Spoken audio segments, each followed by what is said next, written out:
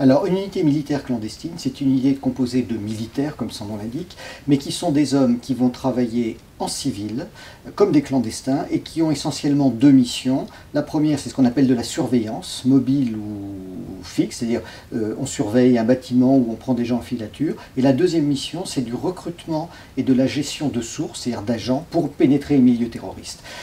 C'est une tradition qui vient essentiellement du monde anglo-américain. C'est né avec les Britanniques en Irlande du Nord dans les années 70. Et de l'autre côté, c'est lié également aux Israéliens qui ont besoin de ce type d'unité pour travailler dans les territoires occupés.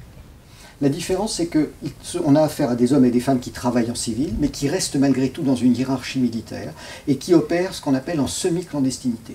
C'est-à-dire qu'ils vont avoir un pseudonyme, ils vont travailler en civil, mais ils n'ont pas au sens propre des légendes, des couvertures qui les amènent à voyager partout dans le monde. Et donc, ils cherchent juste à dissimuler leur aspect et leur identité sur un théâtre limité. C'est-à-dire rentrer dans les bars en Irlande du Nord, à Belfast ou ailleurs, ou se faire passer pour un Palestinien à Gaza ou en Cisjordanie. Il ne s'agit pas de leur faire faire 3 fois le tour du monde avec des légendes très élaborées d'hommes d'affaires, d'humanitaires, de journalistes. C'est donc une semi-clandestinité qui est limitée dans le temps et dans l'espace. On revient à des pratiques qui sont finalement celles de la Seconde Guerre mondiale, c'est-à-dire avant la guerre froide, parce que la guerre froide a mis en avant finalement le renseignement civil.